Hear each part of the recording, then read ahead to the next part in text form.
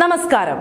കേരളത്തിൽ യു.ഡി.എഫ് സർക്കാർ അധികാരമേറ്റതോടെ കഴിഞ്ഞ 10 വർഷക്കാലമായി വിവിധ അക്കാദമികളിലും സാംസ്കാരിക ബോർഡുകളിലും തങ്ങളുടെ ഇഷ്ടക്കാർക്കും ഇടത് അനുഭാവികൾക്കും മാത്രം കസേരകൾ വെച്ചു നീട്ടിയിരുന്ന LDF നയങ്ങൾക്ക് കനത്ത തിരിച്ചടിയാണ് ലഭിച്ചുകൊണ്ടിരിക്കുന്നത്.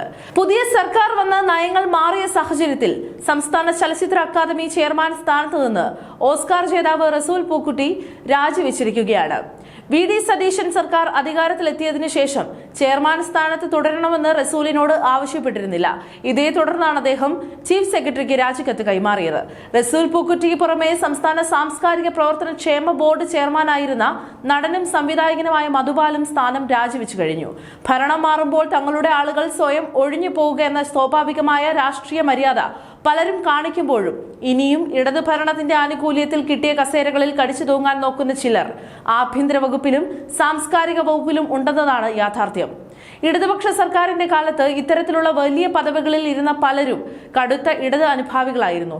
തങ്ങൾക്ക് ഇഷ്ടമുള്ളവർക്ക് മാത്രം അധികാര സ്ഥാനങ്ങൾ നൽകിയിരുന്ന ഒരു രീതിയായിരുന്നു കഴിഞ്ഞ 10 വർഷമായി കേരളം കണ്ടത്. എന്നാൽ ഇക്കൂട്ടത്തിൽ LDF സർക്കാരിന്റെ കാലത്ത് അഴിമതി കാണിച്ചവരെ ശക്തമായി വിമർശിക്കുകയും അത് ധീരമായി പുറത്തു കൊണ്ടുവരികയും ചെയ്ത നല്ല ആളുകളുമുണ്ട്. പുതിയ സർക്കാർ ഇത്തരക്കാരെ കൃത്യമായി വേർതിരിച്ചുകൊണ്ട് അഴിമതിക്കാരെ മാറ്റി നിർത്താനും യോഗ്യരായവരെ ചേർത്ത് പിടിക്കാനും തയ്യാറാവണം. എന്നാൽ സാംസ്കാരിക ക്ഷേമനിധി ബോർഡ് അധ്യക്ഷൻ മധുപാൽ രാജിവെച്ചിട്ടും സംസ്ഥാന ചലച്ചിത്ര വികസന കോർപ്പറേഷൻ ചെയർമാനായ കെ മധു ഇതുവരെ രാജിവെക്കാൻ തയ്യാറായിട്ടില്ല എന്നത് വലിയ ചർച്ചയാവുകയാണ്. യു.ഡി.എഫുമായി നല്ല ബന്ധം പുലർത്തുന്ന കെ മധു താൻ സ്ഥാനമൊഴിയുമോ അതോ കാലാവധി കഴിയും വരെ തുടരുമോ എന്ന് ഇതുവരെ വ്യക്തമാക്കിയിട്ടുമില്ല. LDF സർക്കാരിന്റെ കാലത്ത് നിയമിക്കപ്പെട്ട ഇത്തരം ആളുകളെ പുതിയ സർക്കാർ എത്രയും വേഗം മാറ്റുകയോ അല്ലെങ്കിൽ കർശനമായ നയപരമായ തീരുമാനങ്ങൾ എടുക്കുകയോ ചെയ്തില്ലെങ്കിൽ വരും ദിവസങ്ങളിൽ അത് പുതിയ സർക്കാരിന്റെ സുഗമമായ പ്രവർത്തനങ്ങൾക്ക് വലിയ ബുദ്ധിമുട്ടുകൾ ഉണ്ടാക്കുമെന്ന കാര്യത്തിൽ സംശയമില്ല. ചലച്ചിത്ര അക്കാദമിയുടെ ചരിത്രം പരിശോധിച്ചാൽ കഴിഞ്ഞ കുറച്ചു കാലമായി കടുത്ത രാഷ്ട്രീയ നാടകങ്ങളാണ് അവിടെ അരങ്ങേറുന്നത്. കടുത്ത ഇടതനുഭാവിയായിരുന്ന സംവിധായകൻ രഞ്ജിത്ത് ചെയർമാൻ സ്ഥാനത്ത് ഇരുന്നത് വലിയ വിവാദങ്ങളിൽ പെട്ടതോടെയാണ് മുൻപ് രാജിവെക്കേണ്ടി വന്നത്. അതിനുശേഷം താൽക്കാലികമായി ചെയർമാന്റെ ചുമതല വഹിച്ചിരുന്നത് നടൻ പ്രേംകുമാർ ആയിരുന്നു. എന്നാൽ ആശമാരുടെ സമരത്തെയും സർക്കാരിന്റെ ചില നയങ്ങളെയും ചൊല്ലി അന്നത്തെ LDF സർക്കാരുമായി പ്രേംകുമാർ തെറ്റുകയുണ്ടായി. ഇതേ തുടർന്ന് കഴിഞ്ഞ വർഷം ഒക്ടോബറിലാണ് യാതൊരുവിധ മുൻകൂട്ടിയുള്ള അറിയിപ്പും നൽകാതെ പ്രേംകുമാറിനെ ആ സ്ഥാനത്ത് നിന്ന് മാറ്റിക്കൊണ്ട് റസൂൽ പൂക്കുട്ടിയെ പിണറായി സർക്കാർ ചെയർമാനാക്കിയത്. അന്ന് തന്നെ ഔദ്യോഗികമായി അറിയിപ്പില്ലാതെ മാറ്റിയതിൽ പ്രേംകുമാർ കടുത്ത അതൃപ്തി പരസ്യമായി പ്രകടിപ്പിച്ചിരുന്നു. സ്വന്തം ആളുകളോട് പോലും കസേരയ്ക്ക് വേണ്ടി CPM കാണിച്ച ആ തരംതാണ രാഷ്ട്രീയത്തിനാണ് ഇപ്പോൾ ഭരണം മാറിയപ്പോൾ റസൂൽ പൂക്കുട്ടിയുടെ രാജിയോടെ തിരിച്ചടി ലഭിച്ചിരിക്കുന്നത്.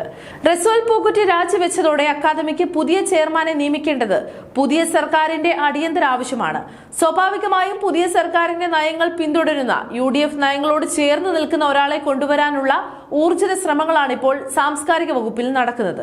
ഇതിലേക്ക് കോൺഗ്രസ് അനുഭാവികളായ നടൻ ജഗദീഷ്, സലീം കുമാർ, സംവിധായകൻ ദീപു കരുണാകരൻ എന്നിവരുടെ പേരുകളാണ് സജീവമായി പരിഗണനയിലുള്ളത്.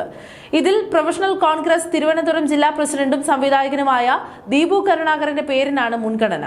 എല്ലാ കാലത്തും കോൺഗ്രസ് നിലപാടുകൾ വ്യക്തമാക്കാറുള്ള നടൻ ജഗദീഷ് തനിക്ക് നിലവിൽ സിനിമകളിൽ കനത്ത തിരക്കുള്ളതുകൊണ്ട് തന്നെ ഒരു സ്ഥാനത്തേക്കും ഇല്ലെന്ന നിലപാട് സാംസ്കാരിക വകുപ്പിനെ അറിയിച്ചിട്ടുണ്ട്.